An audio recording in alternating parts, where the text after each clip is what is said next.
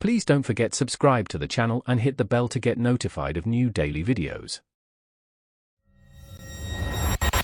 The soft hum of the high-efficiency HVAC system was the only sound Eric Covern allowed into his home office at 6 a.m.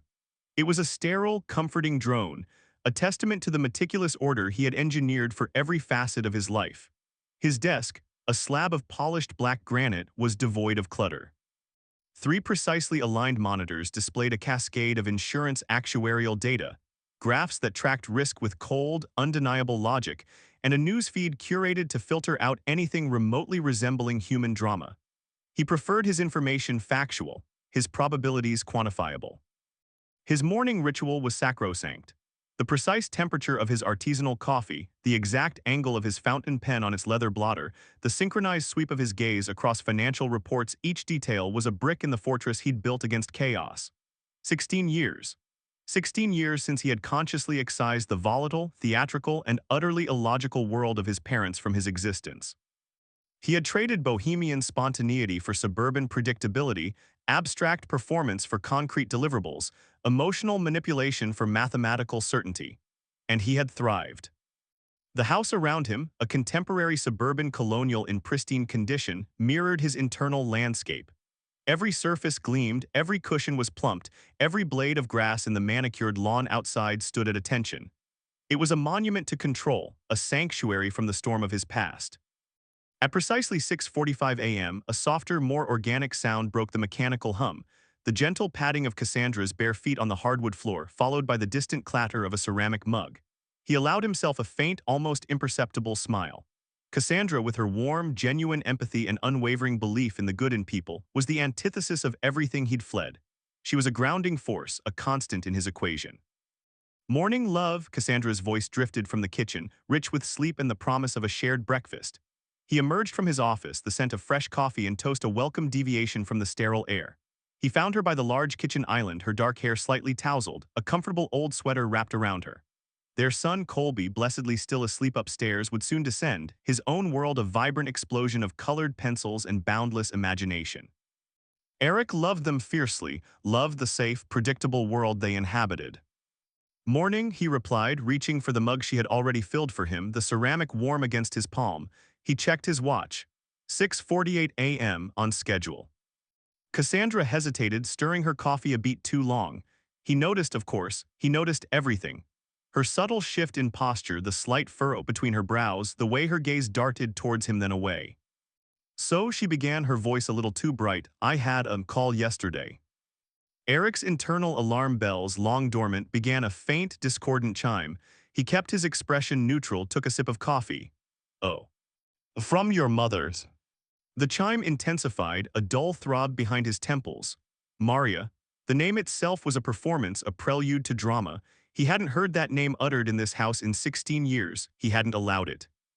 "Maria?" he asked, his voice flat, devoid of emotion. He could feel Cassandra's empathetic gaze, already softening, preparing to defend. "Yes, she found my number through a friend of a friend, apparently. Said she heard I was such a kind, open person." Cassandra trailed off, a hint of awkwardness in her tone. She sounded quite desperate, Eric. He closed his eyes for a fraction of a second, picturing Maria. Not the Maria he knew, but the Maria Cassandra had heard, the vulnerable, suffering artist. It was her primary costume. "Desperate for what exactly?" Eric asked, the edge in his voice sharper than he intended. Cassandra flinched slightly. "She said Alan is very ill, a chronic lung condition exacerbated by, well, their living conditions. She said they're practically destitute, no real home, just moving from one friend's spare room to another, and the medical bills are piling up." He snorted a harsh, humorless sound. "Living conditions, they've romanticized destitution for 40 years. It's part of their brand. And Alan's illnesses, they appear and disappear with remarkable convenience, usually coinciding with a financial downturn." "Eric," Cassandra said, her voice gentle, "you haven't spoken to them in years. People change. Maybe it's real this time." She sounded so frail. He looked at her then, truly looked at her trusting face, so open to the world's vulnerabilities. It was a quality he cherished, but one that made her utterly susceptible to Maria's particular brand of psychological warfare. "Cassandra, Maria can make a stone statue weep. Her frailty is an act, her desperation is a script. Every word is calculated, every pause rehearsed." "But what if it's not?" Cassandra's brow was deeply furrowed now, her soft green eyes clouded with genuine concern. She asked if she could come visit, just for a day. She said she misses you, wants to reconnect before it's too late with Alan. She just wants to see her son. The words hung in the air, heavy with unspoken accusation, a direct assault on the carefully constructed narrative of Eric's stoicism. Before it's too late. That was the classic Maria crescendo, the dramatic climax to ensure guilt. Eric felt a cold dread settle in his stomach. He'd meticulously built a life that had no room for this. No room for the unpredictable, the theatrical, the financially draining black hole that was his parents. For 16 years he'd been free. Now Cassandra, in her beautiful, naive empathy, had inadvertently opened the floodgates. "You said yes, didn't you?" he asked, not really a question. Cassandra nodded slowly, her shoulders slumping. "I felt I had to. What else could I do? She's your mother, Eric, and if Alan is truly ill." He swallowed the retort that sprang to his lips. No, he wouldn't blame Cassandra. This was Maria. Maria, the puppeteer, seeing a new, pliable audience in his wife. "All right," he said, forcing a calm he didn't feel. "When?" "She said she could be here tomorrow morning." Tomorrow, so little time to prepare. Not for her arrival, but for the onslaught. The suburban sanctuary, his fortress of logic and order, was about to be breached. Maria Covern arrived precisely at 10 a.m. the following morning, not in a decrepit vehicle befitting a destitute artist, but in a surprisingly well-maintained, if slightly dusty, compact car with a bumper sticker that read, "Art is Revolution." Her entrance was, as always, a performance. She didn't knock. Instead, she paused dramatically on the doorstep, a black shawl draped artfully over her slender frame, her once dark hair now a wild, untamed shock of silver that seemed to catch the morning sun with a theatrical flourish. She wore heavy mismatched silver jewelry that clanked as she moved, and her eyes, still sharp and intense, swept over Eric's perfectly manicured front lawn, the symmetrical shrubs, the pristine paintwork, with an almost imperceptible sneer. Eric, rigid in his doorway, felt the familiar tightening in his chest. This woman, who had taught him the value of dispassionate logic through her very irrationality, was a living ghost. He hadn't realized how much he'd hoped she would truly disappear. Cassandra, however, stepped forward, her face a mask of polite warmth, genuinely ready to embrace the suffering elder. "Maria, welcome, come in." Maria's gaze finally settled on Cassandra, and her face softened into a practiced expression of weary benevolence. "Ah, my dear Cassandra, your warmth precedes you. I felt it even over the wire, a balm to a soul weary from the injustices of the world." She swept past Eric without a glance, her voice a resonant, theatrical murmur that filled the pristine hall, disturbing its carefully cultivated quiet. This home, so much order, a veritable museum piece. Her fingers brushed the pristine white wall as if testing for dust, a subtle, dismissive gesture. Eric clenched his jaw. "Mother, it's been a long time." Maria finally turned to him, her eyes widening in feigned surprise. "Eric, my boy, look at you so corporate." She ran a hand over his perfectly tailored suit sleeve, a flicker of something unreadable in her eyes. "Still clinging to the numbers, I see, a safe harbor from the beautiful chaos of true living." She sighed dramatically, her head tilting. "But I shouldn't expect you to understand. Your father and I, we live by a different currency, the currency of the soul." She lowered herself onto the immaculate white sofa with an audible sigh, arranging her shawl around her. Cassandra, ever the gracious host, offered tea. "Earl Grey or herbal, Maria?" "Oh, darling, anything warm. My chest, you see, it catches so easily these days, the dampness from our various lodgings. Alan, he's much worse. His lungs, they rattle like pebbles in a tin can, a poet's lungs, tragically. Too much passion, too much truth breathed into a world that doesn't appreciate it." Eric watched the performance unfold. This was textbook Maria. The immediate pivot to physical ailment, linking it directly to their artistic struggle, all designed to evoke maximum sympathy and guilt. He noted Cassandra's immediate concern, her hurried retreat to the kitchen. "So Alan is truly unwell?" Eric asked, his voice even. He needed facts, not theatrical monologues. Maria waved a dismissive hand.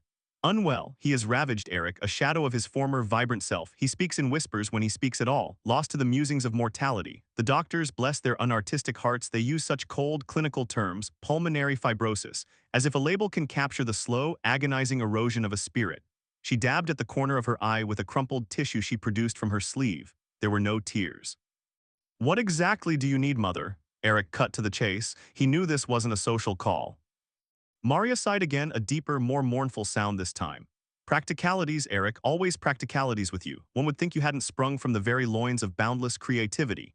She straightened, her eyes meeting his, suddenly hard. We need help, significant help. Alan's medication is exorbitant, and the landlord, a brutish man with no soul for art, has threatened eviction from our current haven. He doesn't understand the true value of artistic contribution. What haven? Eric asked. Cassandra mentioned you were moving between friends. Maria's gaze flickered. A poetic turn of phrase, darling. Our haven is a small, unheated studio space generously provided by a fellow struggling artist. But alas, even the most generous spirits require sustenance. We need a sum, a rather substantial sum, to cover Alan's mounting medical bills and secure a more permanent, artistically conducive sanctuary. A place where Alan can find solace in his final, delicate creations. She leaned forward, her voice dropping to a conspiratorial whisper. We are talking, Eric, about $75,000 to save your father's final creative breath. $75,000. Eric felt a bitter laugh bubble up, quickly suppressed. The audacity. It was a staggering number, but Maria had always dealt in grand figures, whether artistic or financial. He remembered the grants that vanished, the investments that evaporated, the patronage that never quite materialized. Mother, he began, carefully articulating each word, I cut ties with you and Alan 16 years ago precisely because of these situations. The endless demands, the dramatic narratives, the expectation that I would bail you out of self-inflicted chaos. You used to call it artistic freedom. I called it financial negligence and emotional exploitation. Maria gasped, pressing a hand to her chest. Exploitation? Eric, how dare you? Everything we did, every struggle was for the art. For the pure, unadulterated expression that you, with your numbers and your suits, have so willfully abandoned. No, Eric corrected, his voice firm. Everything you did was for Maria and Alan. The art was merely the vehicle. The performance was the point. He looked directly into her eyes, an unblinking challenge. I saw through it then, and I see through it now. Alan is not dying, not in the way you claim, and you are not destitute. You are simply leveraging my success just as you leveraged the idealism of countless others over the decades. Cassandra, who had returned with a tray of tea, froze in the doorway, the delicate teacups rattling. The air crackled with a tension thicker than anything Eric's orderly world had ever produced. Maria's face, usually so expressive, went blank for a terrifying moment. Then a slow, insidious smile spread across her lips. You think you know, do you, Eric? You think your meticulous ledgers and your cold, calculating logic can capture the vibrant, complex tapestry of our lives? She scoffed, a dry, rasping sound. You forget, darling, that our lives are art. And art, true art, is never beholden to the mundane truths of accountants and insurance adjusters. She rose from the sofa, her black shawl swirling around her like a dark cloud. You built your pristine little world, Eric, brick by sterile brick. You think you buried your past, you think you erased us. She walked slowly towards the large picture window, gazing out at the perfectly manicured lawn, then turned back to him, her eyes glittering with an almost predatory intensity. But the past, my dear Eric, is never truly dead, it merely sleeps. And sometimes, she paused, letting the words hang in the air, thick with menace, sometimes it wakes up and demands a curtain call, especially when it has a story to tell. A very compelling story about an ungrateful son who abandoned his ailing, artistic parents. Her voice, though still hushed, held the cutting edge of a master manipulator whose plans had been thwarted. The subtle threat was anything but subtle now. It was a promise. You won't get a dime from me, Mother, Eric stated, his defiance solidifying. Not a single unearned dollar. Maria simply smiled, a chilling, knowing curve of her lips that didn't reach her eyes. Oh, Eric, you always were so good with numbers, but you never understood the calculus of lies. Sometimes the cost isn't measured in dollars. Sometimes it's measured in reputation, in peace, in the careful, fragile facade you've built for yourself. She turned, walked to the front door, and without another word, without a glance at the stunned Cassandra or the rigid Eric, she let herself out, leaving the door ajar. The silence that followed her departure was deafening, a vacuum where her theatrical presence had been. Cassandra placed the tray down with a clatter, her hands trembling slightly. Eric, she whispered, her voice laced with fear. What was that? He looked at the open door, then at his wife's frightened face. His pristine facade, the one he had so painstakingly built, had not merely cracked. It had fractured, and the chaos he had so desperately sought to escape was now undeniably seeping in. Maria's parting words echoed in his mind, a chilling premonition. He knew with a certainty colder than any actuarial table that this was far from over. His mother had just declared war, and her weapon was public perception. The stage was set, and Eric was about to be cast in a role he never wanted to play. The relief Eric felt after severing ties with Maria had been a fragile thing, built on the shifting sands of past experience. He had watched her hang up, heard the sharp click that always preceded her dramatic exits, and had allowed himself a single, shallow breath of peace. He'd done the right thing, the logical thing. He'd refused to be drawn back into their orbit of manufactured crisis, their endless requests for financial succor wrapped in grand pronouncements of artistic struggle. He'd protected his family, his hard-won order. But Maria Covern had never accepted a definitive no. Not from life, and certainly not from her only son. The phone rang again an hour later, this time a number Eric didn't recognize, but the cadence of the ring was insistent, almost theatrical. He ignored it. Then a text message flashed, thick with emojis, a wilting rose, a broken heart, a single tear. The message itself was simple, stark. Alan is worse, your abandonment will be known. Another followed almost immediately. You think your perfect little world is safe, we'll see about that, Eric. A cold tendril of dread snaked through the pristine air of the suburban sanctuary, a dark stain on the clean lines of his kitchen. Cassandra, sensing his tension, had already come to stand beside him, her hand a warm weight on his arm. What is it, Eric? Is everything all right? He shook his head, pressing his lips into a thin, grim line. It's Maria, she's not giving up. He didn't elaborate, couldn't bring himself to vocalize the threat, the sheer audacity of it. The woman had always possessed an uncanny ability to sniff out the most vulnerable points, the cracks in any facade, and then exploit them with the precise aim of a master archer. He had underestimated her once before. He wouldn't again. Or so he told himself. Across town, in the cluttered, dimly lit confines of the frayed canvas studio, Maria's phone vibrated with satisfaction. Alan, propped up on a mismatched armchair beneath a canvas depicting a weeping clown, watched her, a thin, sickly smile playing on his lips. He was paler than usual, yes, but not from any diagnosed ailment. His was the pallor of calculated martyrdom, of a performance in its nascent stages. He dabbed at his forehead with a crumpled silk scarf. Did he take the bait, dearest?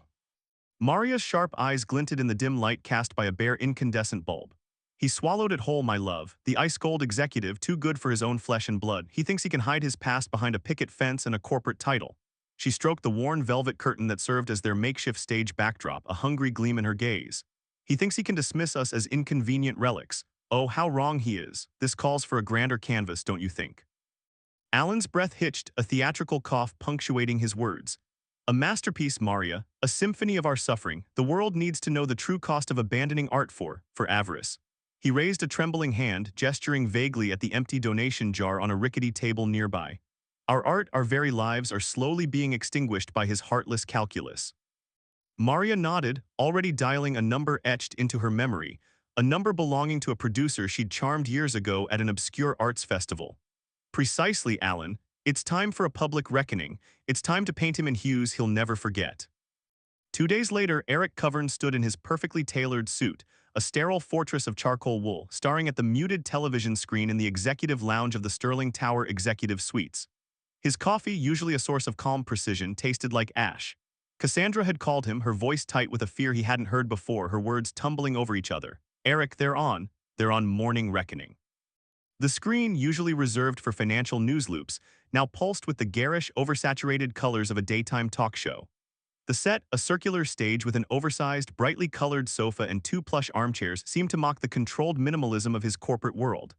This was the soapbox stage, a chaotic arena of manufactured drama, and his parents, Maria and Alan, were its star performers. Maria, a wild tangle of silver-streaked hair and flowing, brightly patterned scarves, sat hunched on the sofa, her face a mask of profound sorrow. Alan, even paler than Eric remembered, leaned heavily against her, a thin, threadbare blanket draped over his shoulders, his eyes fluttering with exaggerated weakness. A prominent half-empty donation jar was strategically placed on the coffee table in front of them, catching the studio lights. The host, a woman named Brenda with an aggressively empathetic smile, held Maria's hand, her own eyes wide with feigned concern. Maria, Alan, Brenda began, her voice a saccharine drone, thank you for being brave enough to share your incredibly difficult story with us today. It truly takes courage to open your hearts like this. Maria let out a theatrical sigh, her voice trembling just enough. Courage, dear Brenda, is all we have left, that and our art, our dreams, but even those are fading like embers in a winter storm. She cast a mournful glance at Alan, who managed a weak, rasping cough. And you say your son, Eric, is a high-flying insurance executive, Brenda prompted, her tone dripping with disbelief. The LED backdrop behind them displayed a generic cityscape, then flickered to a photo of Eric himself, a professional headshot meticulously coiffed, a blandly reassuring smile. It was a picture designed for corporate brochures, not for public dissection. Maria dabbed at her eyes with a delicate, embroidered handkerchief. Eric, our only son, our beautiful, brilliant boy, we always encouraged his intellect, his love for numbers, but we also taught him the beauty of the soul, the necessity of art, the empathy that binds us all. She paused, allowing a single, perfectly timed tear to track down her cheek. But somewhere along the way, he forgot. Alan, his voice a frail whisper, chimed in. He exchanged his heart for a ledger, his soul for a spreadsheet. He grew cold, so cold. He shivered dramatically, pulling the blanket tighter around himself. Eric felt a tremor run through him, a seismic shock of pure, unadulterated fury. He gripped the edge of the sleek glass and steel coffee table, knuckles white. The calculated cruelty of it, the absolute precision of their lies. He was cold. They had spent his entire childhood turning his life into a performance, using him as a prop, stifling his every genuine emotion under layers of their manufactured drama. His love for numbers had been his escape, his fortress against their chaos, and now they were weaponizing it. He refused us, Brenda, Maria continued, her voice rising in a crescendo of manufactured heartbreak. Refused his ailing father medical treatment, refused to help us keep our little studio, our sanctuary of creativity, alive, he said. He said we were too much drama. Can you imagine? His own parents, starving artists struggling for survival, and he calls us drama. The studio audience gasped on cue. A murmur of outrage rippled through the plush seating. Eric could feel their judgment, a collective weight pressing down on him through the screen. His phone, which he'd muted, vibrated relentlessly in his pocket. He knew it was work. He knew what this meant. You poured your heart and soul into his upbringing, nurturing his gifts, and this is how he repays you, Brenda asked, her voice laced with outrage. Abandoning his parents, his own flesh and blood in their darkest hour, this is the man who manages people's futures. Maria nodded gravely. We just want our son back, the son who understood that art is life, that compassion is currency, not this cold, calculating stranger who lives in a world of numbers. She glanced pointedly at the donation jar. We just pray for a miracle, a spark of humanity. Alan coughed again, a wet, rattling sound that seemed to reverberate through the sterile air of the executive lounge. He has forgotten the poetry of life. He lives only by a calculus of lies. The words hit Eric like a physical blow. A calculus of lies. The irony was suffocating. He watched in a daze as the segment ended, Brenda thanking Maria and Alan for their bravery, urging viewers to support true art and offering a website for donations. The screen flashed with the studio's social media hashtags, #ungratefulson and #sufferingartists prominently displayed. His private phone rang. It was David, his managing director, his voice clipped, devoid of the usual corporate cordiality. Eric, what the hell was that? My phone hasn't stopped ringing. The board is in an uproar. We're getting blasted on social media, calls from clients. Unethical, cold-hearted, a liability. Eric, you're suspended, effective immediately. We'll be in touch with details, but for now, stay away from the office. Your company email and access have been revoked. The line clicked dead. Eric stared at the blank screen of the television, then down at his perfectly manicured hands, suddenly alien clumsy. His world, so meticulously built, so carefully ordered, was not just cracking, it was shattering around him, collapsing into a heap of public humiliation and professional ruin. The crisp, clean lines of his office, the polished steel and glass, felt like the walls of a cage. When he arrived back at the suburban sanctuary, the air was thick with a silence heavier than any accusation. Cassandra stood in the living room, the blinds drawn, her back to him. Colby, usually immersed in his vibrant sketches, was nowhere to be seen. He could hear the faint, muffled sound of a video playing from Colby's room. He knew it was probably Maria and Alan's interview, now going viral. Cassandra turned slowly, her face pale, her eyes red-rimmed. She held her phone, the screen still displaying a clip of Maria's tearful monologue. Eric, how could they do this? Her voice was a strained whisper, imbued with a confusion that bordered on betrayal. Everything she said, it sounded so real, and you never told me about any of this. The cold, calculating part, is that how you see them? The implicit question hung in the air, is that how you see me? He tried to speak, but the words caught in his throat, choked by a cocktail of anger, shame, and overwhelming despair. He saw the doubt in her eyes, the fear, the exhaustion. He saw the strain that had settled over their perfect home, the invasion of his past into their present. The sanctuary was no longer safe. He reached for her, but she flinched, a tiny, almost imperceptible movement that nonetheless tore at something deep within him. Eric, I can't, this is too much, all this chaos, I don't know who they are, I don't know who you are anymore. Her gaze fell to the floor, her shoulders slumping. Our life, it's gone, it's all gone. He watched her retreat, a silent, aching chasm opening between them. His career, his reputation, his marriage all had been meticulously crafted, brick by brick, against the very chaos his parents embodied. Now with a single grotesque performance, they had blown it all apart. He was adrift, stripped bare of his defenses, his perfect world lying in ruins around him, with no idea how to pick up the pieces, or even if there were any left to gather. The stale scent of old coffee grounds and unread spreadsheets clung to Eric like a shroud. 2 weeks. 2 weeks since his meticulously constructed world had imploded on national television, 2 weeks since the public's venomous gaze had fixed upon him, branding him the ungrateful son, the heartless executive. His Sterling Tower office, once a bastion of predictable logic and silent ambition, had become a mausoleum for his career, his suspension an elegant corporate euphemism for public shamming. Now, in the very heart of his suburban sanctuary, the pristine house he'd crafted as a fortress against chaos, he felt utterly adrift. He sat in the living room, the white sofa a stark monument to an order he no longer possessed. Sunlight, usually a welcome clarity, felt glaringly intrusive, illuminating the dust motes dancing in the air, tiny imperfections he now lacked the energy to address. His gaze fell upon the glass coffee table, its polished surface reflecting his distorted face. He looked haggard, his usually sharp jawline softened by sleepless nights, his eyes shadowed hollows. Cassandra had left for work hours ago, her departure marked by a silence heavier than any argument. Her trusting nature, once a comfort, had inadvertently laid the groundwork for Maria's ambush, and the guilt, though unvoiced, hummed between them like a strained wire. Every news alert, every trending hashtag, every sympathetic glance from a neighbor felt like another stone added to the cairn of his humiliation. He, Eric Covern, the man who lived by algorithms and projections, had failed to calculate the sheer, destructive force of his parents' performative cruelty. He had underestimated Maria and Alan Covern, the self-proclaimed suffering artists who had honed their craft of manipulation over decades, turning their lives into an elaborate, never-ending drama. He had thought severing ties would protect him, that 18 years of silence would grant him immunity. How foolish he had been. The distant hum of Colby's music drifted from his son's room upstairs, a strange, melodic tapestry of synth and acoustic guitar. Eric sighed, running a hand over his tired face. Even Colby's presence, usually a grounding force, now brought a peculiar anxiety. He remembered vividly his own youthful attempts at anything remotely artistic, a small, misshapen ceramic bird he'd painstakingly sculpted in a collective workshop, only for Maria to appropriate it, paint over it, and declare it a collaborative triumph that perfectly embodied the collective's spirit. The memory of that artistic spark, so quickly extinguished, still burned with a dull resentment. A few minutes later, Colby padded down the stairs, his canvas tote bag slung over his shoulder, a smear of bright green paint on his cheek. He was headed to the community center's open studio session. Eric watched him. Colby's movements were fluid, unburdened by the weight of the world, his mind clearly absorbed in some internal creative landscape. "Morning, Dad," Colby said, his voice quiet, almost shy.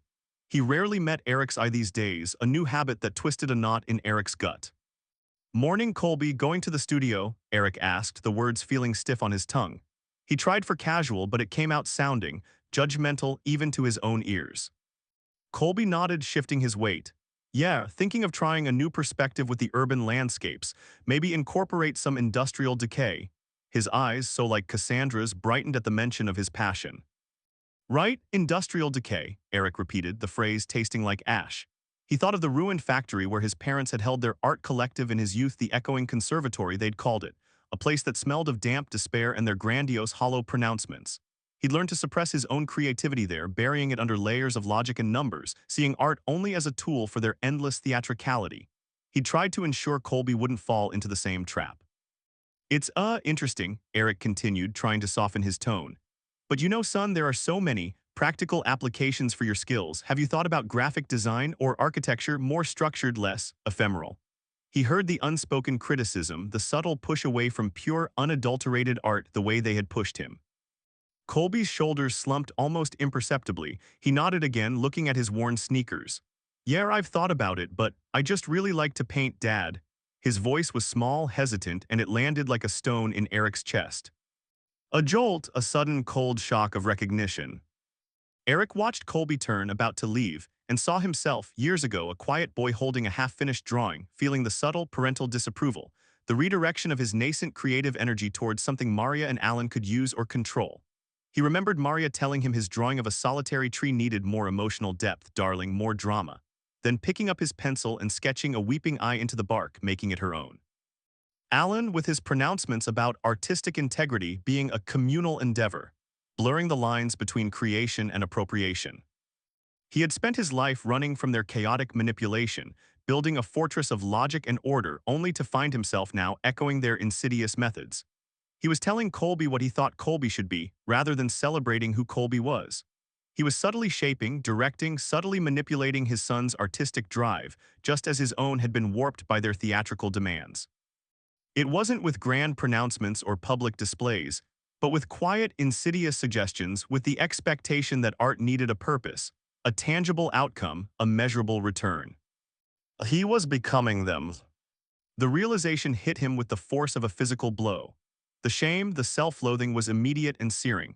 How could he have been so blind? He had hated their artifice, their performance, their emotional gaslighting, yet here he was in a quiet, domesticated way, perpetuating the very pattern he despised. Colby was almost out the door. Colby waits. His son turned, curiosity warring with resignation in his eyes.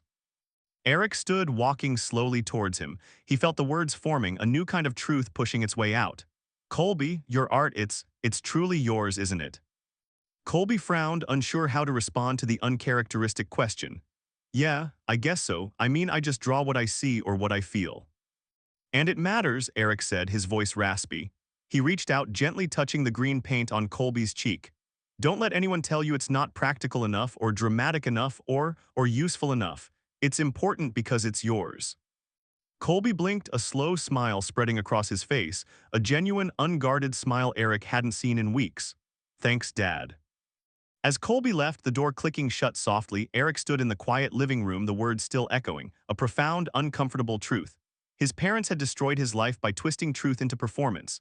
He was destroying Colby's creative spirit by unknowingly applying the same pressure. The cycle had to break, not for his career, not for public vindication, but for Colby, for the purity of genuine expression, for his own suppressed truth.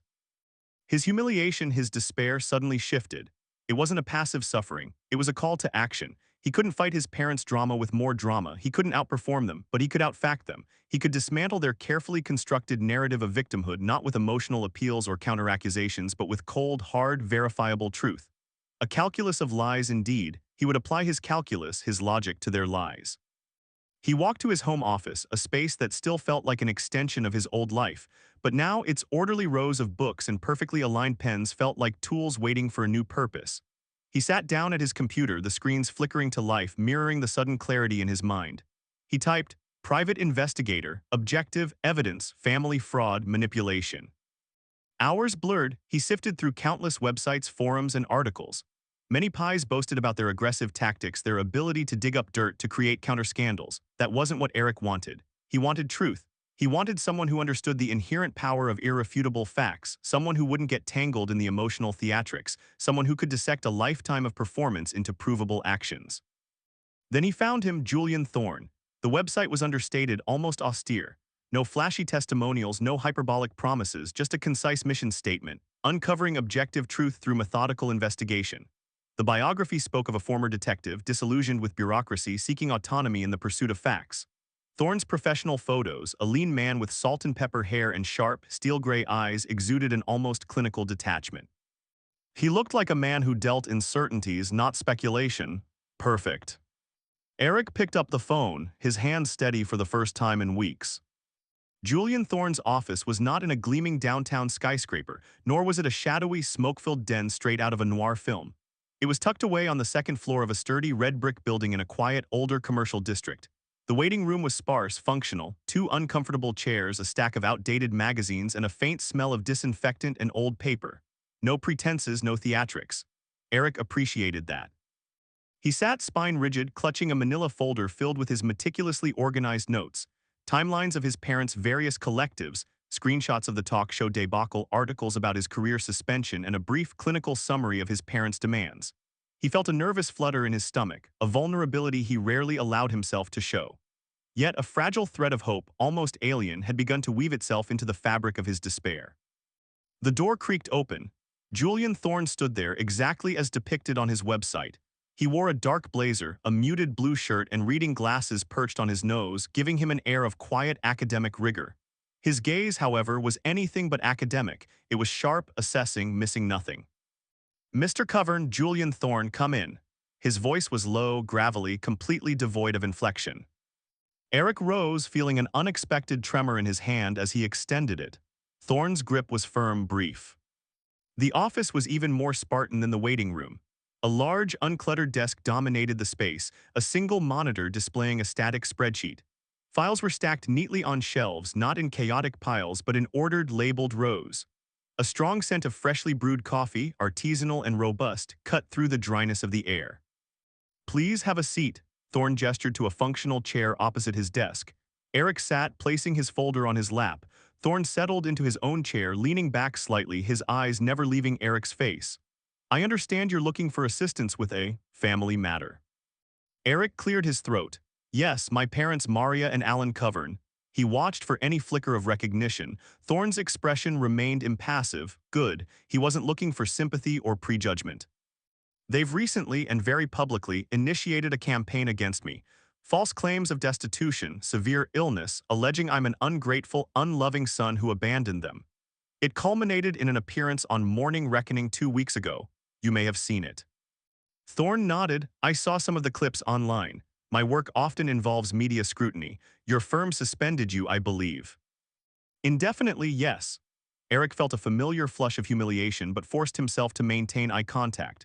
"Their claims are entirely fabricated. My father is not gravely ill. They are not destitute. This is a pattern of behavior, a lifelong performance designed to manipulate and extract resources. They've done it before with various art collectives and intentional communities they established over the years." He pushed the folder across the desk. "I've compiled a brief summary, including key dates and some of the more public instances of their theatricality. I also have evidence of their current financial position, which contradicts their public narrative." Thorne picked up the folder, his movements precise, almost surgical. He opened it, his eyes scanning the contents. He didn't flip idly, he read, absorbing each detail. "You're an insurance executive, Mr. Covern. Numbers, facts, I appreciate your methodical approach." "It's all I have left," Eric admitted, the raw honesty escaping him. "I've built my entire life on logic and verifiable facts precisely to escape their world of manufactured emotion and convenient truths. And now, it's been shattered by it. I don't want to descend into a public shouting match. I don't want revenge. I want objective truth, unassailable facts that will dismantle their lies irrevocably." Thorne looked up, his gray eyes piercing. "And what do you hope to achieve with these unassailable facts?" "Vindication," Eric said, the word feeling surprisingly powerful. "For myself and frankly for my son. I've realized I've been in my own way repeating their patterns, however subtly.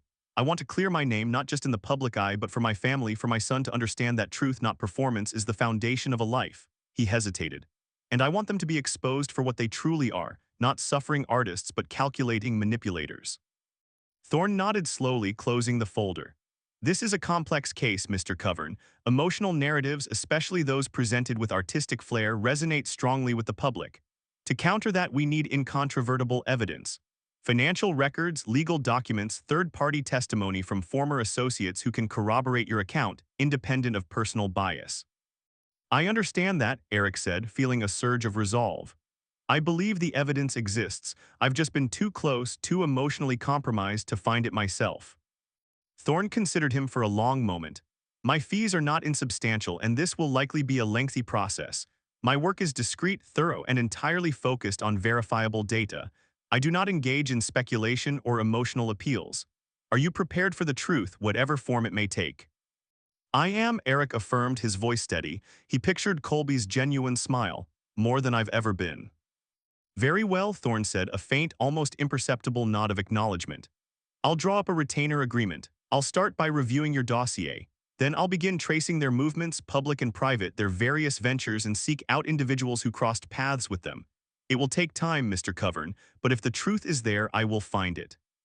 As Eric left Thorne's office, the gray light of late afternoon had begun to soften the city. The air, crisp and cool, felt different. He had laid bare his deepest wounds to a stranger, but that stranger had offered him not pity but a plan. a logical, methodical, factual path forward. He still felt the sting of public humiliation, the weight of his suspended career, but now a quiet determination had taken root. He had sought logic to escape his parents. Now he would use it to define his own truth, and perhaps finally reclaim not just his reputation but a truer version of himself. He had opened the door to his past not with fear but with a calculated, desperate hope. Julian Thorne, a silent sentinel of facts, would begin to peel back the layers of deceit, starting with the immediate, glaring artifice of the frayed canvas studio. Julian Thorne traced the faded address on his tablet, a ghost of a grin playing on his lips. Eric Covern's case was exactly the kind he relished, not the messy, emotional drama that usually plagued family disputes, but a request for unassailable facts, a cold calculus to dismantle a lifetime of manipulation. The preliminary meeting with Eric had been brief, clinical almost. Eric's precise recounting of his parents' theatrics a stark contrast to the emotional fallout he described. Julian admired the man's resolve to fight fire not with fire, but with ice-cold data. His initial assessment of Maria and Alan Covern, gleaned from a rapid scan of public records and social media, suggested a pair of professional performers, adept at monetizing perceived victimhood. Now it was time to move beyond the digital echoes and uncover the tangible truth. His first stop was the frayed canvas studio, nestled in a rapidly gentrifying but still gritty urban neighborhood. It looked precisely like the kind of struggling artist haven Julian had expected: mismatched workbenches, canvases depicting overly dramatic abstract suffering, and a pervasive smell of stale coffee, cheap incense, and old ambition. He adopted the persona of a potential patron, nursing a lukewarm coffee, allowing his eyes to wander. Maria, her hair a wild, henna-tinged mess, was holding court near a makeshift stage, recounting a tearful tale of artistic persecution to a small, gullible audience of 3. Alan, meanwhile, sat slumped in a worn armchair, occasionally punctuating her monologue with a well-timed theatrical cough. Julian noted the way Maria subtly directed attention to a half-empty donation jar, the way Alan's frailty seemed to wax and wane with the presence of new faces. He also spotted a small, almost imperceptible earpiece in Maria's left ear, a detail that spoke volumes about her carefully curated spontaneity. They weren't just performing, they were directing, producing, and starring in their own tragic opera, demanding payment for admission. Julian logged the observations, the precise timings of Alan's coughs, the subtle shifts in Maria's vocal inflections, filing them away as irrefutable patterns. Days later, Julian steered his unmarked sedan down a long, overgrown track, the city's hum replaced by the crunch of gravel and the whispering silence of encroaching nature. The echoing conservatory loomed ahead, a skeletal industrial behemoth swallowed by ivy and decay. This was Maria and Alan's infamous art collective headquarters, a monument to their grandiose vision and eventual abandonment. Stepping through a gaping hole where a loading bay door once hung, Julian felt the pervasive dampness immediately. The air thick with the smell of mildew, dust, and a ghost-like scent of old oil paint. Dust motes danced in the shafts of light that pierced shattered windows, illuminating peeling murals that depicted abstract, swirling figures caught in existential angst. Maria's handiwork, he surmised. The central performance hall was vast, eerie, dominated by a dilapidated stage littered with broken instruments. He found a shattered piano, its keys yellowed and silent, a grotesque parody of the harmony it once attempted to create. In what must have been communal living quarters, tattered fabric hangings draped like morbid flags. He sifted through discarded art supplies, cracked tubes of paint, and dried-up brushes, each item a silent testament to faded dreams. Julian's keen eye spotted a loose floorboard in a smaller, dust-choked room that seemed to have been an office. Beneath it, tucked away, he found a stack of moldering journals. Most were Maria's self-aggrandizing manifestos, filled with florid prose about truth through performance. But one, smaller, covered in a crude drawing of a stick figure with a huge, worried frown, belonged to a young Eric. Julian carefully leafed through it, his gloved fingers tracing hesitant, childlike sketches of fantastical creatures battling dark, amorphous shapes. Interspersed were short, sparse entries. Mom said my drawings are too tight. Needs more freedom, more chaos. My chaos is just messy, not art. Dad says I don't feel enough. I feel everything, just not like them. A small, crudely carved wooden bird tucked within the pages revealed a brief, unmanipulated artistic impulse later abandoned. The quiet suffering in Eric's childish hand was palpable, a chilling counterpoint to the performative chaos his parents so desperately sought. Julian photographed everything, the raw emotional evidence solidifying the mechanical data he already possessed. His next appointment took him to a quieter, more ordered space, the Verita's studio, Lena Petrova's art restoration and conservation workshop. The studio was a sanctuary of scientific truth-telling, meticulously clean and filled with the quiet hum of specialized equipment. Lena Petrova, compact and agile with fine lines around her eyes, greeted him with a polite, almost surgical detachment. "Mr. Thorne," she began, her voice measured, "I don't typically discuss past associations. My work is about preserving authenticity, not dredging up old dramas." "I understand," Julian replied, his voice calm, "but Eric Covern believes your perspective is crucial.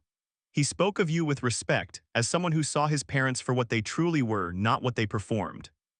Lena's gaze, initially guarded, softened minutely. "Eric, yes, a quiet boy always watching." She paused, picking up a tiny scalpel, her movements precise.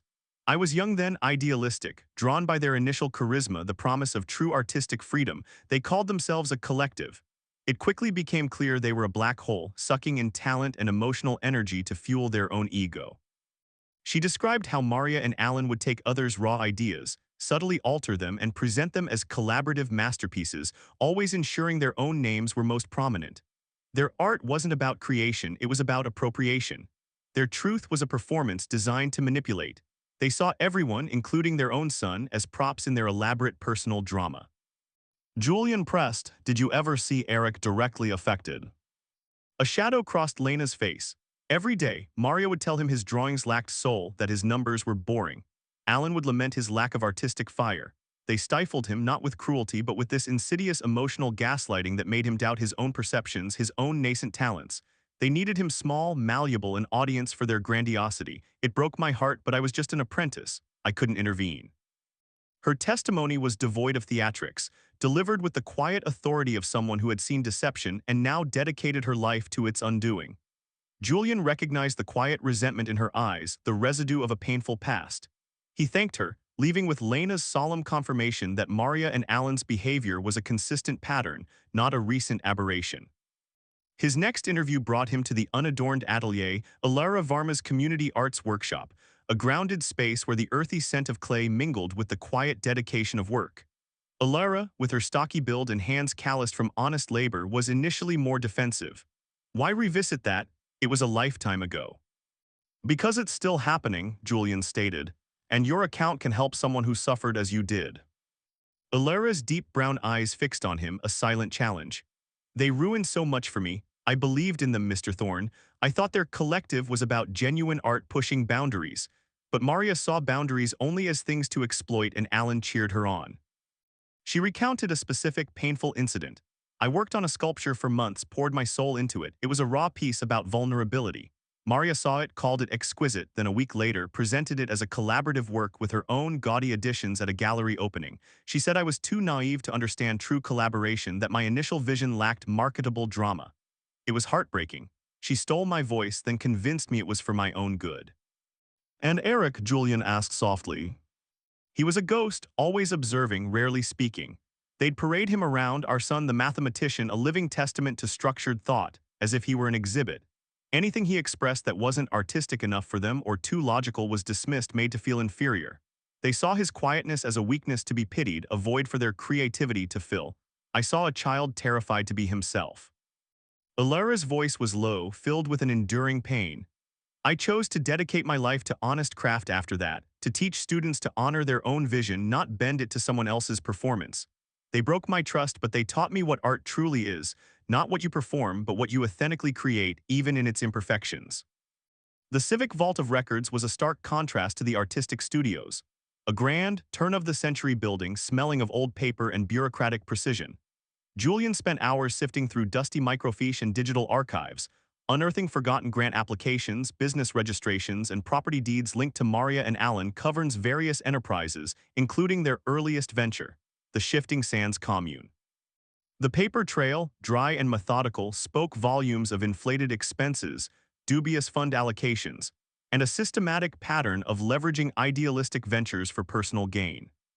He then met Margaret Sinclair, a former member of the Shifting Sands Commune, in a quiet cafe. Margaret, with her soft green eyes and practical demeanor, was initially hesitant. "It's all so long ago, I just wanted to forget that chapter." "I understand," Julian said, "but your experience can provide critical corroboration for Eric Covern. He was a child there too." Margaret nodded, her gaze distant. "Eric, yes, a silent observer even then. He'd spend hours drawing in the dirt with a stick far away from the community circle. She described the commune as a place of promised utopia where Maria and Alan cultivated their charisma to attract idealists and, more importantly, their resources. They convinced us to pool our savings for communal projects, land acquisition for artistic freedom. But the funds always seemed to evaporate. Maria would claim creative emergencies or unforeseen artistic expenses. Alan would back her up with philosophical jargon about the fluidity of value. Margaret detailed how they'd coerce members into signing over assets under the guise of shared ownership, then quietly siphon off the profits. I lost everything, my small inheritance, my trust in people. They weren't just artistic manipulators, they were financial predators. They fed off idealism, then left it hollow. She pointed to an old news clipping Julian had retrieved from the civic vault detailing a failed co-op venture. See, they blamed a hostile capitalist system. It was their own theft. Her pragmatic assessment, rooted in tangible loss, painted a picture of calculated, decades-long financial abuse that extended far beyond the realm of art. From the mundane brutality of financial fraud, Julian moved to the intellectual dissection of their artistic pretense. Isabel Moro, an avant-garde theater director, met him at her Insight Playhouse, a modern, intimate space that hummed with genuine creative energy. Isabel, intense and expressive, immediately understood Julian's quest. Maria and Alan Covern, Isabel stated, her voice resonating with a contained passion, were not artists. They were emotional terrorists who hijacked the language of art to justify their cruelty. I encountered them in my late 20s briefly. I was drawn to their so-called radicalism, their willingness to challenge norms.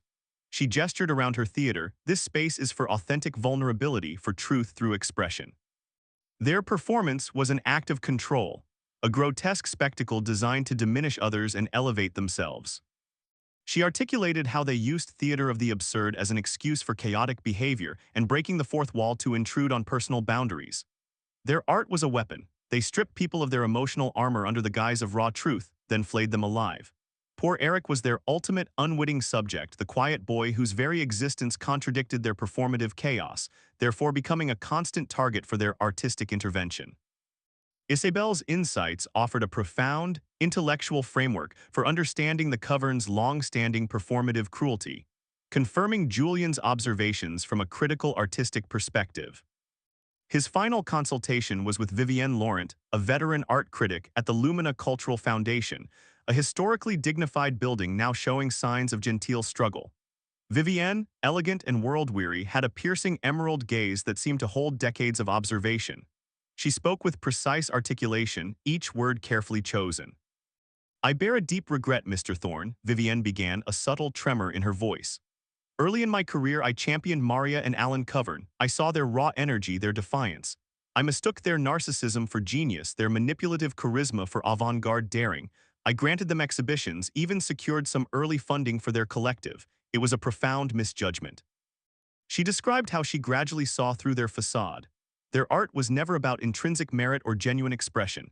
It was a vehicle for attention, a demand for veneration. They fed on the praise, the drama, the controversy. And when the well ran dry, they moved on, leaving emotional wreckage in their wake. I watched Eric, a quiet boy, trying to navigate their manufactured storm. He was often used as a prop, his logical mind held up as a foil to their unbridled spirit. Vivienne spoke of the subtle, insidious ways Maria and Alan eroded trust, how their public pronouncements rarely matched their private actions. I dedicated my subsequent career to promoting genuine artistic integrity, in part to atone for that early mistake, to advocate for voices that speak truth, not perform it. Their entire existence has been a carefully constructed illusion, sustained by a desperate need for external validation. It's a tragic, pathetic performance that has long outstayed its welcome. Her testimony, tinged with personal regret and professional authority, cemented the portrait of lifelong, pervasive manipulation. Julian returned to his office, the quiet hum of his laptop a welcome reprieve from the echoes of deceit he had collected. The disparate threads, woven from discarded journals, meticulous records, and the poignant, often painful memories of those exploited, now formed a coherent, undeniable tapestry. Maria and Alan Covern weren't just struggling artists. They were calculated manipulators, leveraging every interaction, every relationship, every perceived weakness, including their own son's quiet nature, into a resource for their never-ending performance. Their illness and destitution were simply their latest, most brazen acts. The objective evidence, cold and irrefutable, painted a far more brutal, yet mundane, picture than any dramatic expose could convey. He began compiling the final report, a thick binder of corroborated facts, financial records, and damning testimonies. It was a calculus of truth designed to dismantle a calculus of lies. Eric Covern had asked for facts, and Julian had found them, a mountain of them. The sheer volume of evidence, decades in the making, would be overwhelming. He knew Eric would be ready for it. The truth, in its unvarnished, methodical form, was about to be unleashed. The soft hum of the air conditioner in Eric's home office, a sound usually synonymous with order, now felt like a buzzing tension. 3 days. 3 days since Julian Thorne had called, his voice clipped and efficient, confirming he had completed his deep dive into the Covern's past. Eric had barely slept, the silence of the suburban sanctuary amplified, each tick of the grandfather clock in the hall, a relentless march towards a truth he desperately craved and equally feared. He sat at his polished mahogany desk, hands clasped, a faint tremor running through them that he tried and failed to suppress. A discreet knock on the front door, precisely at 9 a.m. Julian Thorne was predictably punctual. Eric opened it to find the private investigator, a lean figure in an understated charcoal suit, a sturdy leather briefcase clutched in one hand, a manila envelope in the other. His steel-gray eyes, usually observant, held a new, almost weary depth today. "Mr. Covern," Julian said, his voice flat, devoid of preamble. "Everything you asked for and more." Eric led him to the office, the very room where he'd painstakingly constructed his life of logic, where numbers had been his shield. Julian placed the briefcase and envelope on the pristine surface of the desk. The briefcase, Eric noted, was unusually thick, bulging with what he knew must be proof. "I've compiled a comprehensive report," Julian began, unlatching the briefcase. "Digital files, physical documents, witness testimonies, financial records, a timeline of their operations, if you will." He pulled out a thick, ring-bound binder, its cover simple, stark, Covern, Maria and Allen Investigation Summary. Julian clicked open his tablet, projecting a meticulously organized file structure onto the large monitor Eric used for market analysis. "We started with the frayed canvas studio. As suspected, a front, monitored their activities for a week, observed Allen's coughing fits whenever a potential donor entered, Maria's dramatic monologues about the cold indifference of a material world. We found their hidden stash of cash, their coded ledger. Inflated expenses, misappropriated donations, funds siphoned to a personal, offshore account." Eric's breath hitched. Offshore, he had expected manipulation, not outright fraud. Julian continued, unmoved, clicking through satellite images. "And their supposed destitution, they own a small, well-maintained cottage in upstate New York, rented out under a pseudonym. Steady income for the last decade." Eric stared at the image of the quaint, ivy-covered cottage, a stark contrast to the faded, shivering studio his parents inhabited for the cameras. It wasn't just a lie, it was a carefully constructed diorama of a lie. "Moving back in time," Julian said, a new file appearing. "The Shifting Sands Commune, your earliest memory, I believe." Eric nodded, a knot tightening in his stomach. The distant, fragmented memories of mud, cold, and constant demands. "We found Margaret Sinclair," Julian said, pausing for a moment, his gaze uncharacteristically soft. "She was instrumental, provided detailed accounts of financial exploitation, how communal funds for sustainable living were redirected to fund Maria and Allen's lavish but short-lived artistic projects. She remembered you, Eric, a quiet, watchful boy. She confirmed your neglect. Said Maria frequently complained about the burden of having to perform the role of mother." The words hit Eric with the force of a physical blow. The burden of having to perform the role of mother. A role. His entire childhood, a supporting character in their grand, self-serving drama, the cold, logical calculation behind his own existence. Julian clicked to another file. The Echoing Conservatory, Lena Petrova, the art restorer, she was part of their collective briefly. Her testimony is clinical, precise. She documented Maria's method of subtly altering other artists' work, then presenting it as a collaborative, spontaneous creation for exhibition, diverting any proceeds. She described how they'd perform emotional breakdowns, real or imagined, to manipulate the collective into providing free labor, materials, and even childcare. She recalled you, Eric, often left alone, sketching geometric patterns on scraps of paper, trying to find order amidst their chaos. Lena's description painted a vivid picture of the very defense mechanism Eric had honed his entire life. He had sought logic, numbers, control, because his world had been built on artifice, chaos, and a complete lack of control over his own narrative. Next, Ilara Varma, the sculptor. She vividly recounted a piece of her own, a raw, honest sculpture that Maria subtly disfigured and then presented as a collaborative piece, claiming shared vision to secure a grant. When Alara confronted them, they gaslit her, called her unartistic, selfish. She eventually left, disillusioned, dedicating her life to genuine, unadorned art. The layers of deceit were becoming overwhelming. It wasn't just Maria and Alan, it was everyone they touched. Julian then presented testimony from Isabelle Mara, the avant-garde theater director, and Vivienne Laurent, the veteran art critic. Both had once been drawn to the Covern's perceived radicalism, only to witness their performative cruelty, their exploitation of genuine artistic spaces like the Lumina Cultural Foundation, and their consistent charlatanism. Vivienne, in particular, expressed deep regret for her early championing of them, viewing Eric's case as a form of atonement. In short, Mr. Covern, Julian concluded, closing the binder with a soft thud, your parents are not sick, they are not destitute, they are career manipulators exploiting any avenue, any person for financial gain and public attention. They've done this for decades. Your recent success merely provided them with a new, more lucrative target. Every illness, every struggle, every artistic plight is a meticulously calculated performance. Eric sat there absorbing it all. The clinical precision of Julian's report had stripped away every last shred of doubt, every lingering shred of filial guilt. He had always known their manipulative nature, but he had dismissed it as a chaotic artistic eccentricity. Now he saw the chilling, calculated logic behind it. His parents were not artists. They were engineers of deception, and he, Eric, had been one of their most significant, long-running projects. A cold, hard clarity settled over him, replacing the burning shame and confusion. He felt, hollowed out but also strangely light. The weight of what if lifted, replaced by the certainty of what is. Julian rose. My invoice will be sent digitally. My work here is done. He offered a slight nod, a gesture Eric recognized as something akin to professional respect. You sought truth, Mr. Covern, and you found it. With that, Julian Thorne, the quiet dispenser of undeniable facts, exited Eric's office, leaving him alone amidst the binders and the brutal, liberating truth. Hours passed. The afternoon sun filtered through the shears, cast long shadows across the room. Eric didn't move. He reread sections, cross-referenced dates, analyzed the financial spreadsheets. The meticulousness of his parents' lies was breathtaking, almost admirable in its consistent, decades-long execution. They hadn't stumbled into manipulation, they had perfected it.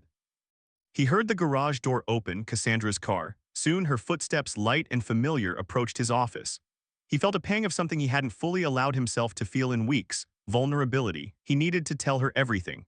Not just the facts, but the gut-wrenching realization of his own childhood, how it felt to be the silent witness, the unwitting prop. Cassandra paused at the doorway, her smile faltering as she took in the scene.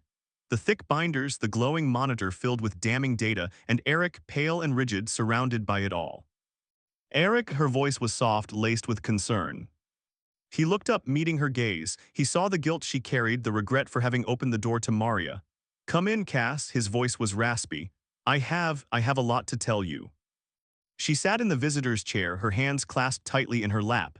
Eric took a deep breath, picking up the main binder. He didn't start with the frayed canvas studio. He started further back with the shifting sands commune, with Margaret Sinclair's words, the burden of having to perform the role of mother. He spoke of the echoing conservatory, of Lena's and Alara's experiences, and how he had watched, a child understanding more than he could articulate, the subtle shifts, the manufactured emotions, the way other people were used as fuel for his parents' artistic fire. He told her how his love for mathematics, for clear, definable answers, was born from a childhood where nothing was real, where every interaction was a script. He confessed his quiet shame, the feeling of being inherently flawed, unlovable, because even his own parents' affection felt conditional, performative. He spoke of the fear of repeating their mistakes with Colby, the moment of clarity that had driven him to Julian. Cassandra listened, her eyes widening then tearing up. She reached out, grasping his hand. Oh, Eric, she whispered, her voice thick with emotion. I am so sorry for all of it, for not seeing, for not understanding, for bringing her back into our lives. It's not your fault, Cass, he said, squeezing her hand, a genuine warmth spreading through him. She's a master. She manipulated you because you're a good, empathetic person, that's what they do. He showed her the financial records, the property details, the testimonies, the full, cold, calculated truth. Cassandra absorbed it all, her face shifting from shock to a simmering anger. They've been doing this for decades, all of it. The suffering artist act, the illnesses, the poverty, it was all a lie.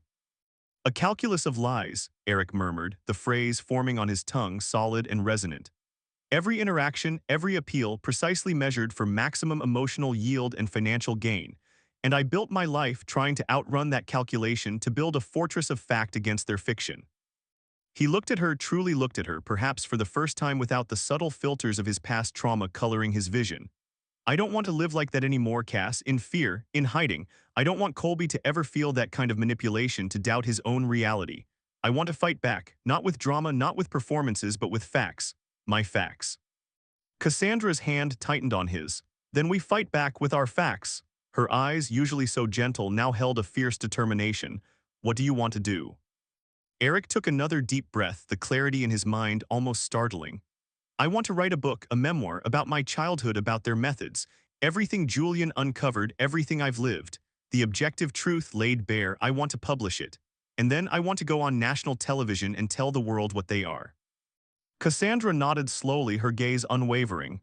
Good, she said, a single tear tracing a path down her cheek. It's time. The following week, Eric found himself in a quietly elegant brownstone in a prestigious publishing district, the headquarters of the Lexicon Literary Agency. The old building exuded a quiet gravitas, a reverence for the written word. He was ushered into a waiting area where framed first editions of celebrated nonfiction lined the walls. Clara Sterling's office was equally refined, high ceilings, a massive mahogany desk, and floor-to-ceiling bookshelves overflowing with literary nonfiction. Clara herself was poised and astute, her dark brown hair pulled back severely, her hazel eyes missing nothing. She offered a firm handshake, a faint, thoughtful furrow appearing between her brows. Mr. Covern, she began, her voice calm, clear, thank you for coming. I confess I'm intrigued by your proposal, but also cautious. Family memoirs, particularly those involving public figures, can be fraught with sensationalism. Eric hadn't expected anything less. He had anticipated her skepticism, her discerning eye for truth over theatrics. He laid Julian Thorne's summary on her desk. Ms. Sterling, I understand your concern. I have no interest in sensationalism. My goal is to present an unvarnished truth rooted in verifiable facts and documented evidence. My parents, Maria and Alan Covern, have spent their lives constructing a narrative of suffering artists, leveraging emotional appeals and fabricated crises for personal gain. This escalated into a public smear campaign against me, which led to my professional suspension. He paused, letting that sink in. I hired a private investigator, Julian Thorne. His report, a summary of which you have, meticulously dismantles their narrative. It documents decades of calculated manipulation, financial impropriety, and emotional exploitation, not just of me, but of numerous individuals who were drawn into their various art collectives and communes. Clara picked up the summary, her eyes scanning the bullet points, the dates, the names of former associates. And you believe a memoir, a personal account, is the appropriate vehicle for this? I believe it is the only vehicle, Eric stated, his voice steady. Their weapon is performance, emotional theatrics. My weapon must be a calm, methodical, factual deconstruction of that performance. It is a story of how a life built on numbers and logic was forced to confront a lifetime of calculated lies. It's a story about the profound difference between genuine art and manipulative artifice. It's a calculus of lies. He leaned forward slightly. And it's also about protecting my son Colby. He has a genuine artistic spirit, and I want to ensure he understands that true creativity comes from an honest, authentic place, not from manipulation. I want to break a generational pattern. Clara looked up from the summary, her gaze piercing. She saw not just a man seeking vindication, but one driven by a deeper, ethical imperative. She had seen countless manuscripts born from anger, but Eric's tone, his meticulous presentation, was different. It was precise. It was calculated. A calculus of lies, she repeated, tasting the words. That's a powerful title, and your approach, Mr. Covern, it's unique. Instead of adding more drama to the noise, you're proposing to dissect it methodically with facts. That's compelling. She closed the summary folder, a faint, almost imperceptible smile touching her lips. I'm interested, Mr. Covern, very interested. This won't be easy. It will require immense dedication, absolute honesty, and a willingness to revisit painful memories with clinical precision. And it will need to be legally unassailable. But if you are truly committed to telling this unvarnished truth, then I believe we have a story that needs to be told. Eric felt a surge of relief followed by a new, quiet determination. He knew the road ahead would be arduous, fraught with emotional challenges he had long suppressed. But for the first time, he wasn't just reacting. He was acting, he was building. And this time he was building with truth. He had a story to write, a narrative to reclaim, not just for himself but for his son and for anyone else who had ever been caught in the deceptive shadows of performance. He would begin by retreating. finding a quiet place where the only sounds would be the tap of keys, the rustle of paper, and the honest, unmanipulated scratch of his son's pencil. The scent of pine needles and damp earth was the first thing Eric registered, a clean, unadulterated smell that purged the lingering staleness of city air from his lungs. The Hearthstone Retreat, a small cabin nestled deep within a thick stand of pines, stood before him, a fortress of quiet against the chaos he'd left behind. Its logs were weathered, dark with age, and a thin curl of smoke rose from the stone chimney, already lit for his arrival.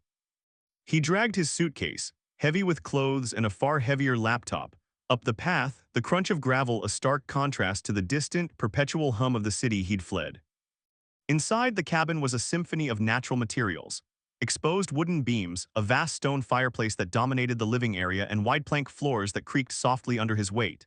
A sturdy wooden desk, cleared and waiting, stood before a large window that framed a panoramic view of the forest. This was it. No corporate high-rises, no flashing news alerts, no desperate theatrical parents. Just him, the woods, and the truth he was determined to excavate. He unpacked methodically, his movements a practiced ritual of control.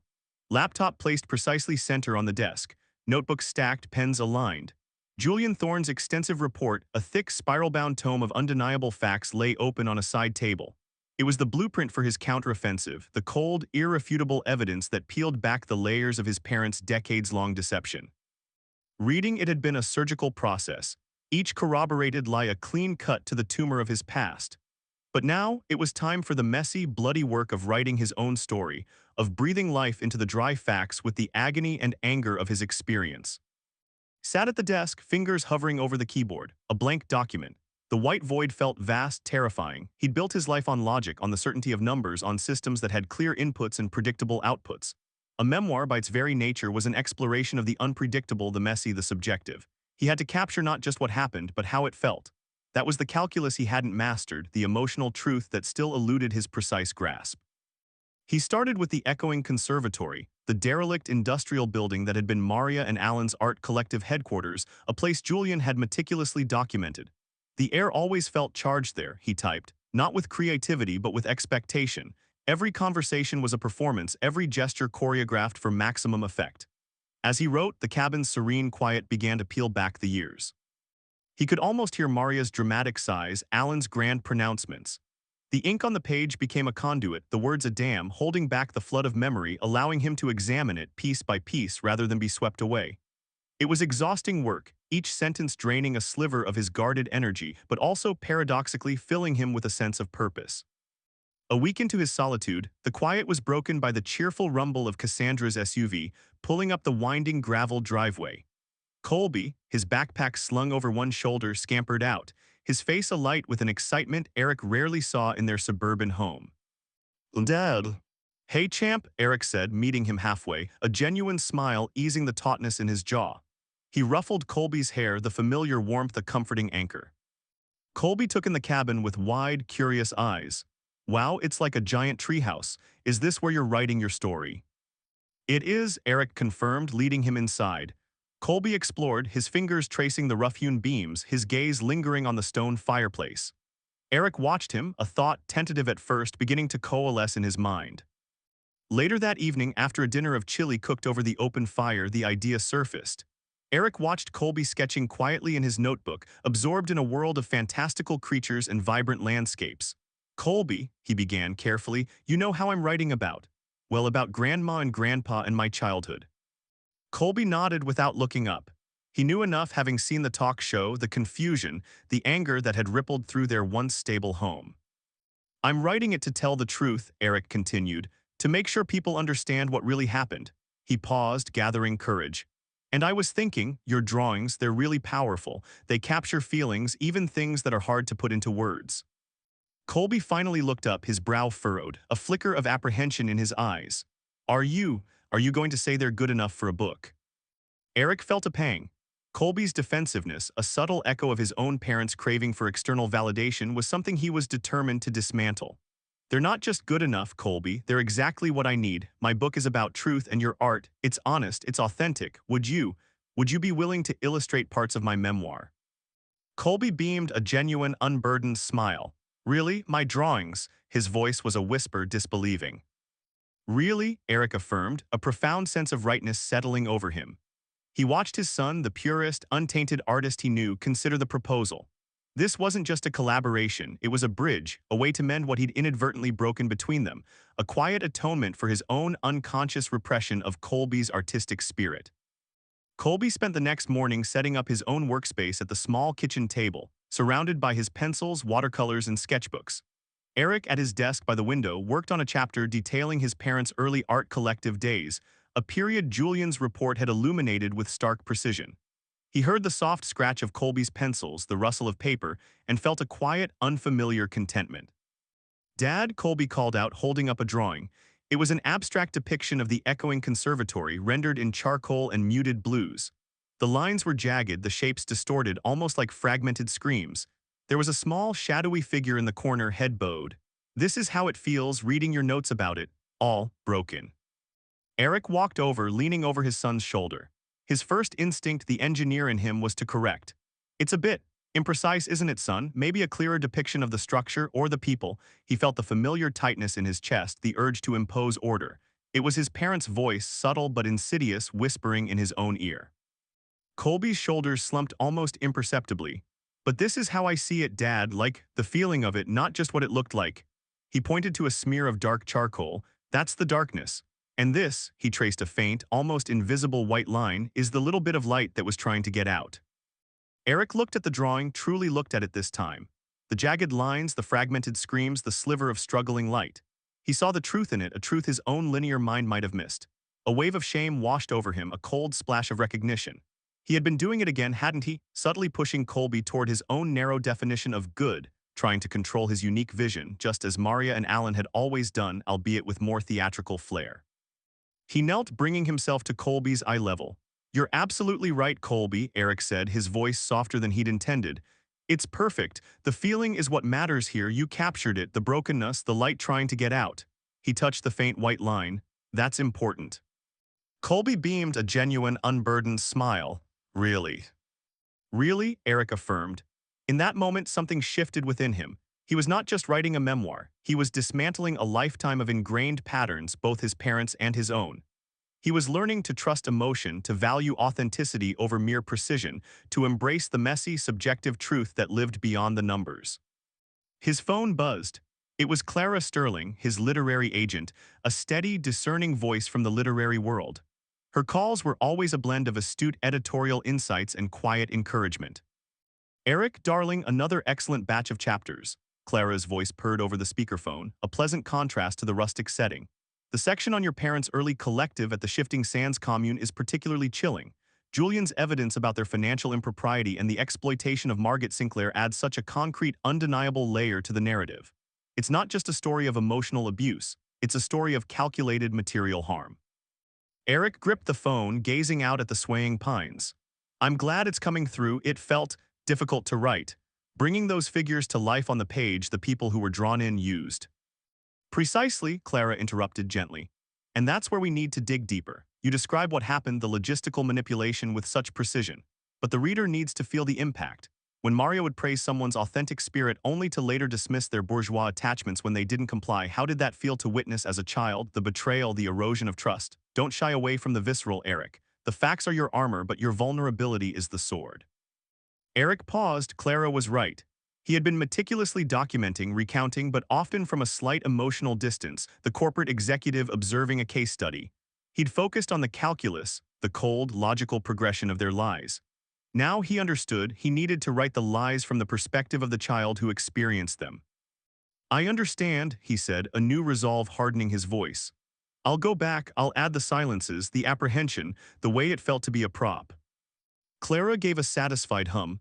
"That's my author. Remember, Eric, the truth isn't just about what happened, it's about why it mattered, and how it made you you." Days melted into weeks, a rhythm of writing, sketching, and quiet collaboration. Colby's drawings began to fill the cabin, a child's fearful eyes peering from behind a velvet curtain, a chaotic tangle of abstract shapes representing his parents' performances, a delicate small flower blooming defiantly in a field of thorns. Eric, observing Colby, saw the emotional landscape of his own childhood translated through his son's unburdened hand, and it unlocked new depths in his own writing. Then came the calls from Evelyn Hayes, his barrister, her voice crisp, devoid of sentiment, cutting through the forest quiet like a finely honed blade. Eric, the latest draft. Strong, very strong. Julian's corroboration from Lena Petrova regarding the Veritas studio and Alara Varma's experiences at the unadorned atelier is invaluable.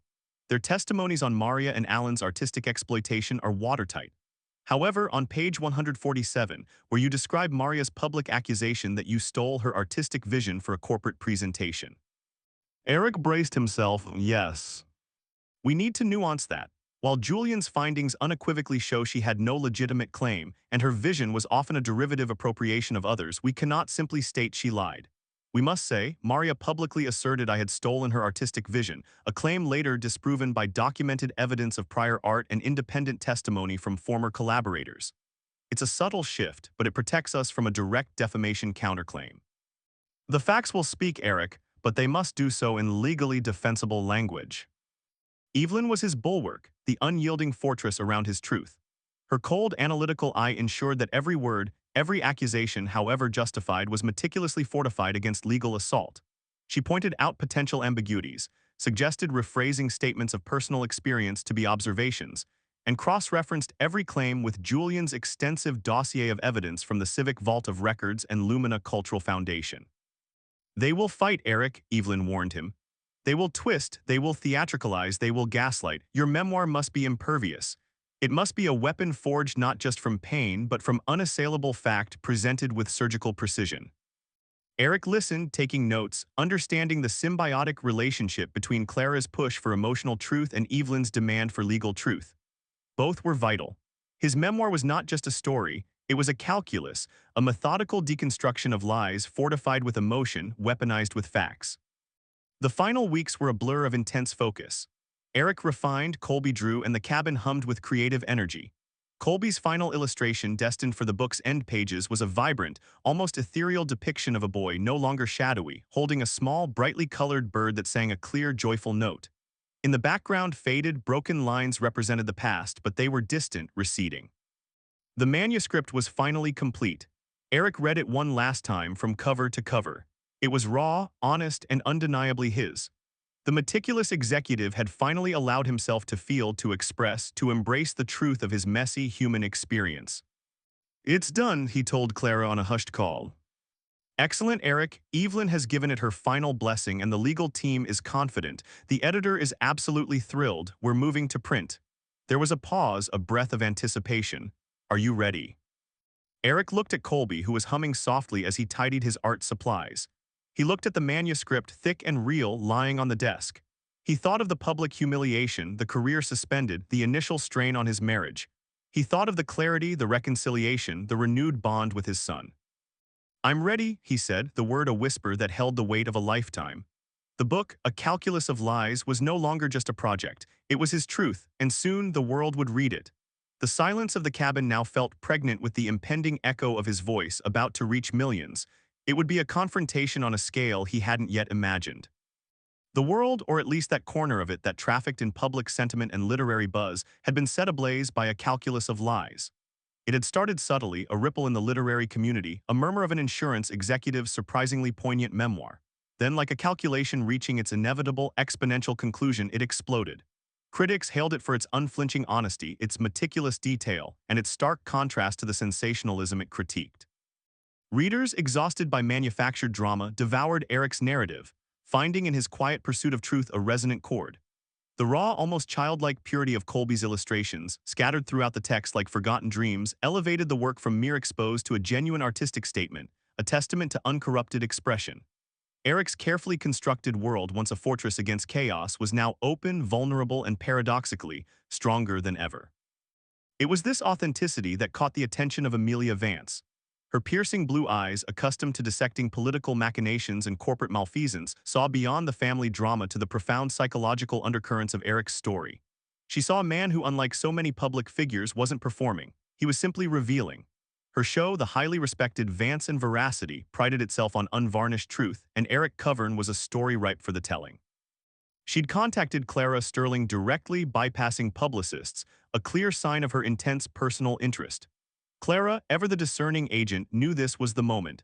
She ensured the groundwork was laid meticulously, presenting Eric as a man of facts, not feelings, which was exactly how Amelia preferred her subjects. The key, Eric, is to remain unwavering, Clara had reiterated, her hazel eyes fixed on him across the polished table in her Lexicon Literary Agency office. Amelia respects the data. She respects the logic. Your strength is your meticulous truth. Evelyn Hayes, Eric's barrister, nodded from her adjacent armchair, her posture as precise as her legal arguments. Every statement has been vetted. Every piece of evidence Julian gathered is in your dossier, and we have copies with the network. If they attempt to discredit, we have the unassailable facts. Their legal team is aware of the implications of any further defamatory action. Her clear gray eyes held a hint of satisfaction. Evelyn didn't often allow emotion to color her professional demeanor, but the elegance of this strategic counteroffensive was clearly appealing to her analytical mind. This was a battle of information, and Eric was armed to the teeth. Eric felt a quiet hum of resolve, a stark contrast to the debilitating anxiety that had once defined his encounters with his parents. He was no longer a boy shrinking from their theatrics. He was a man standing in his truth, armed with a calculus of his own. He thought of Colby back at the Hearthstone retreat, already sketching ideas for his next unprompted illustration: a dragon, not a lie, soaring freely. The memory anchored him. The Apex broadcast studio was a cathedral of controlled light and sound, a technological marvel designed to project reality, or at least a highly polished version of it. Eric stepped out of the green room, Clara on one side, Evelyn on the other, the air conditioning a cool ghost against his skin. The floor was polished chrome, the walls sleek glass and steel. Robotic cameras, silent and menacing, glided along their tracks. Crew members moved with practiced efficiency, their headsets a constant, low murmur of commands. The set itself was minimalist, a sleek dark desk for Amelia and two inviting yet strategically positioned armchairs for her guests, bathed in precise, multi-layered lighting that erased shadows and enhanced every contour. As he walked onto the set, the heat of the lights immediately enveloped him. Amelia Vance sat poised at her desk, a picture of calm authority.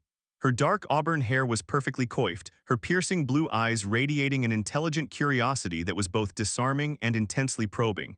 She offered a small, professional smile. "Mr. Covern, thank you for joining us," she began, her voice a warm, articulate instrument that filled the studio. "Thank you for having me, Ms. Vance." Eric's voice was steady, even. He felt a quiet confidence, born not of bravado but of preparation and an absolute certainty in his story. The interview began with the memoir.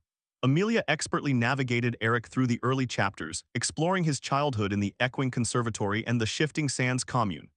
Eric recounted his experiences not with anger, but with a detached, almost academic precision.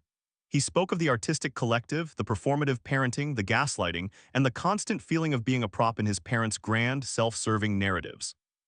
"And your decision to cut ties at such a young age was fueled by this sense of being a character in their play rather than a son?" Amelia asked, her gaze unwavering. "Precisely," Eric responded, leaning slightly forward, his hands resting calmly on his knees. "Their reality was negotiable. Their art was a weapon. I needed a life built on constants, on unassailable facts. I chose logic as my sanctuary." He looked directly into the camera, a quiet strength emanating from him. "And for 16 years it worked, until it didn't."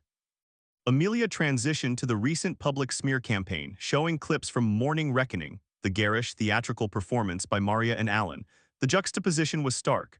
On one screen, Maria's painted face contorted in exaggerated grief, Alan's feigned coughs and dramatic pronouncements.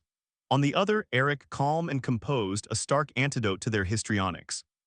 "Your memoir details how your private investigator, Julian Thorne, methodically dismantled their narrative of destitution and illness," Amelia prompted. "Can you elaborate on the discrepancy?" Eric nodded. Julian's work was thorough. "We found discrepancies in their grant applications stretching back decades, showing inflated expenses and misappropriated funds." He spoke to former associates like Lena Petrova, an art restorer, and Alara Varma, a sculptor who personally experienced their exploitation and witnessed their manipulative art firsthand. Their testimonies, corroborated by official records from the Civic Vault of Records and even some cultural foundations, revealed a consistent pattern. There was never genuine destitution, just an elaborate, lifelong performance to leverage sympathy and resources. As Eric spoke, images flashed on the LED screens behind them. Grainy photos of the dilapidated Equine Conservatory, excerpts from Julian's report highlighting financial inconsistencies, and even a still image of Maria in surprisingly opulent attire from a social media post, taken just days before her destitute talk show appearance. The network had done their homework. Then the earpiece in Amelia's ear buzzed. Her expression remained neutral, but a subtle tension entered her shoulders. "We have breaking news," she announced, turning slightly to face the main camera. "It appears Maria and Alan Covern are outside the studio, attempting to gain entry, claiming they have vital information that proves Mr. Covern is lying." A collective gasp went through the crew, though Eric merely tightened his grip on his knees. He had anticipated this. Evelyn had predicted it with chilling accuracy. Clara had prepared him. "Our security is currently managing the situation," Amelia continued, her voice perfectly modulated. "However, they have sent us a pre-recorded statement which they claim is their truth." A clip then began to play on the large screen. Maria and Alan, this time against a backdrop of what looked like a hastily arranged protest sign that read, "Truth is a performance." Maria, tears streaming down her face, wailed, "He wants to silence us, our creative souls, our truth. Eric, our son, he just wants to control the narrative like he always has. He abandoned us for his numbers, for his soulless corporate life." Alan, looking frail, clutched a painting of what looked like a discarded broken heart. "He fears art, he fears the truth of emotion." It was a performance of raw, unadulterated melodrama. And for a fleeting moment, Eric felt a familiar pang of shame, the old hooks trying to find purchase. But then he remembered Colby's drawings, the simple truth of the Hearthstone retreat, and the cold, hard facts Julian had laid out. Amelia let the clip play for a full minute, her face unreadable. When it faded, she turned back to Eric. "Mr. Covern, your parents claim you're trying to control the narrative, to silence their artistic truth. What is your response to this latest, highly theatrical public statement?" Eric took a slow, deep breath, letting the manufactured drama dissipate. "My response, Ms. Vance, is in my book. It's in the hundreds of pages of documented evidence, in the testimony of independent witnesses, and in the artwork of my son Colby, which graces its pages." He paused, his gaze calm and direct. "They call their actions performance and art. I call it manipulation and exploitation. The difference lies in the outcome. One seeks to connect through vulnerability, the other seeks to control through deceit. My memoir is not about silencing them. It's about reclaiming my own voice and exposing the brutal, mundane reality that fueled their lifelong charade." He then calmly laid out two more key pieces of information, evidence Julian had painstakingly gathered. An excerpt from an old, anonymous internal report from the Lumina Cultural Foundation detailing questionable financial practices during Maria and Alan's tenure, and a quote from Vivienne Laurent, the esteemed art critic, who, with regret, acknowledged her own early misjudgment in championing them. He spoke of Isabelle Marau's insights into performative cruelty versus genuine expression. Each point was delivered with the precision of a surgeon. The studio was utterly silent, save for Eric's clear voice. Amelia watched him, a flicker of professional satisfaction in her eyes. This wasn't just a story, it was a definitive expose. His calm, factual dismantling of their latest dramatic act was more powerful than any shouting match.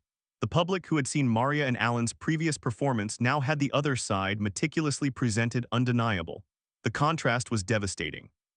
Maria and Alan, in their desperation for attention, had merely provided Eric with another opportunity to showcase their performative nature, further cementing their own public humiliation. The stage they had sought to hijack became, instead, the ultimate tableau for their undoing. As the interview neared its close, Amelia thanked Eric for his courage. "Mr. Covern, what do you hope readers take away from A Calculus of Lies?" Eric smiled, a genuine, relaxed smile that finally reached his eyes. "That truth, even when uncomfortable, is the most powerful foundation for life, and that authenticity in art and in living is the only true creation." Back in the green room, the immediate aftermath was a blur of relieved exhalations. Clara hugged him tightly. "You were magnificent, Eric, utterly magnificent." Evelyn, though more reserved, offered a firm handshake. "Unassailable, just as planned." He saw the faint, almost imperceptible smiles from the crew, a quiet acknowledgement of the performance that wasn't a performance at all. Stepping out of the studio and into the cool night air, the city lights sparkled, no longer a daunting cityscape of expectation but a constellation of possibilities. The heavy weight of his past, finally unburdened by secrets, felt lighter than he could ever remember. His phone buzzed with a message from Cassandra. "You were incredible. Colby says he's already sketching ideas for a sequel. Come home." He knew as he climbed into the car that his reputation wasn't just restored. It was rebuilt, on a foundation stronger than numbers, more resilient than any facade. He was no longer just an executive, but a truth-teller, a father who championed authenticity, and a man who had finally found his own unvarnished voice. The greatest act of creation, he realized, was simply revealing what already was. The journey ahead felt less like a battle and more like a quiet unfolding. The silence that followed the primetime interview was unlike any Eric had ever experienced. It wasn't the suffocating hush of professional judgment, nor the brittle quiet of a strained marriage. This was a silence that hummed with a profound sense of release, like the reverberation after a perfectly struck chord. He awoke the next morning in the soft light of his suburban sanctuary, Cassandra's even breath a comforting rhythm beside him, and felt an unfamiliar lightness in his chest. For 16 years, he had carried the weight of a narrative that wasn't his, built by others, perpetuated by others. Now the burden had lifted. His phone, when he finally dared to check it, was alight, not with condemnation but with an outpouring of support. Emails from former colleagues, friends he hadn't spoken to in years, even strangers. Courageous, one subject line read. Thank you for speaking your truth, another. His inbox was a testament to the fact that integrity, when presented with unassailable facts, resonated deeper than any staged performance. Several messages were from headhunters, hinting at opportunities beyond the insurance world, roles that valued more than just a pristine record. They spoke of leadership, resilience, and pointedly authenticity. He smiled, a genuine, unburdened smile that reached his eyes, a feeling he realized he hadn't truly known in decades. The meticulously restored reputation felt less like a carefully polished facade and more like solid ground beneath his feet. Cassandra stirred, her hand finding his. You slept, she murmured, her voice thick with sleep but laced with relief. Really slept. He squeezed her hand, the deepest in years. He watched the morning sun trace patterns on their pristine white duvet, suddenly aware of the comfort and peace he had almost lost. The room, once a symbol of his desperate need for order, now simply felt like home. A haven. Thank you, he said, the words quiet but potent, for everything. Her gaze met his, clear and unwavering. We did it together, and for Colby. She sat up, pulling the duvet with her, a subtle vulnerability in her movements. I'm proud of you, Eric. The simple affirmation meant more than all the glowing emails combined. Their marriage, battered by the storm, had not just weathered it but had emerged stronger, built on a new, deeper bedrock of open communication and shared understanding. There were no more unspoken anxieties, no more carefully guarded parts of his past. The truth, ugly as it had been, had purified their bond. Later that morning, Eric found Colby hunched over his desk in his room, vibrant colors spilling from a tin box, a half-finished drawing of a fantastical bird with iridescent wings taking shape. The intense concentration on his son's face, the slight furrow of his brow, was a mirror of his own when immersed in complex actuarial tables, but with a vibrancy that Eric had suppressed in himself and inadvertently in Colby. A pang of regret, quickly replaced by warmth, went through him. What's this magnificent creature? Eric asked, leaning over his son's shoulder. He used to hover, offering suggestions that subtly redirected Colby's natural impulses. Now he simply observed, genuinely curious. Colby looked up, his eyes bright. It's a phoenix, he explained, pointing with a paint-stained finger. It rises from the ashes even when things are really bad, and its feathers are made of all the colors of true feelings. Eric felt a lump form in his throat. Colby's drawings, once a source of quiet anxiety for Eric, too much like them, too chaotic, too artistic, now represented pure, unadulterated truth. He remembered his own childhood, the small, secret wooden bird he'd carved, hidden away, his only innocent foray into art. He remembered Cassandra finding it, keeping it safe. He was so caught up in the numbers, in creating a life that was the antithesis of his parents, that he had almost extinguished that light in his own son. Not anymore. It's incredible, son, Eric said, his voice thick. He sat on the edge of Colby's bed, looking around the room, which since their time at the Hearthstone retreat had become a dedicated atelier. New easels, high-quality paper, a rainbow of paints and pastels that Eric had ordered online after that crucial moment of self-awareness. He wasn't just buying supplies, he was buying freedom, validating a part of his son he had almost inadvertently stifled. Are you going to draw more for the book? Colby asked, his voice hopeful. The memoir, A Calculus of Lies, had been a revelation for him too, a way to understand the complex, confusing world of his grandparents. He was proud of his contributions. More than ever, Eric confirmed. Your art tells the story in a way my words alone never could. It shows the feelings, the truth that goes beyond numbers. Colby beamed, instantly returning to his phoenix. Eric watched him, feeling a deep, abiding joy. This was what true creation felt like, not performance, not manipulation, but the honest expression of inner worlds. A few days later, an email landed in Eric's inbox from Silas Chen, curator of the Unvarnished Gallery. Eric remembered Julian mentioning him briefly, a man known for championing authentic art. The subject line read, A Calculus of Lies and the Art of Truth. Eric felt a tremor of anticipation. Silas's email was eloquent, philosophical, and deeply appreciative of the memoir. He spoke of its courage, its unflinching honesty, and its unique blend of logic and raw human experience. Then came the invitation. We at the Unvarnished Gallery believe your son Colby's illustrations are not merely accompaniments to your narrative, Mr. Covern, but truth-telling works of art in their own right. They are the untainted reflections of a child's perception, a pure counterpoint to artifice. We would be honored to host an exhibition of Colby's original artwork from the memoir, alongside a discussion with yourself and Colby on the profound intersection of truth, memory, and artistic expression. It would be a celebration of authenticity. Eric reread the email twice, a lump in his throat, an exhibition for Colby at a real gallery. It was an affirmation not just of his book but of his son's spirit, of everything they had fought for. He forwarded the email to Cassandra, then walked to Colby's room, taking a deep breath. "Colby," he said, trying to keep his voice steady, "how would you feel about your phoenix and all your other creatures being in an art gallery?" Colby's eyes widened, the paintbrush falling from his hand. "Really, a real gallery?" "A very real gallery," Eric confirmed, a proud grin spreading across his face. "One that values truth above all else." The day they visited the Unvarnished Gallery for the initial meeting with Silas Chen was a revelation. The gallery was nestled in a revitalized arts district, a stunning contemporary minimalist building of clean lines, exposed concrete, natural wood, and expansive glass. It felt quietly profound, a sanctuary where the art spoke for itself, unburdened by theatrical pretense. Silas Chen, with his distinguished silver streaks and deep gray eyes behind wire-rimmed glasses, moved with a subtle artistic grace, a thoughtful, quiet smile on his face. He extended a hand to Eric, then bent low to meet Colby's gaze.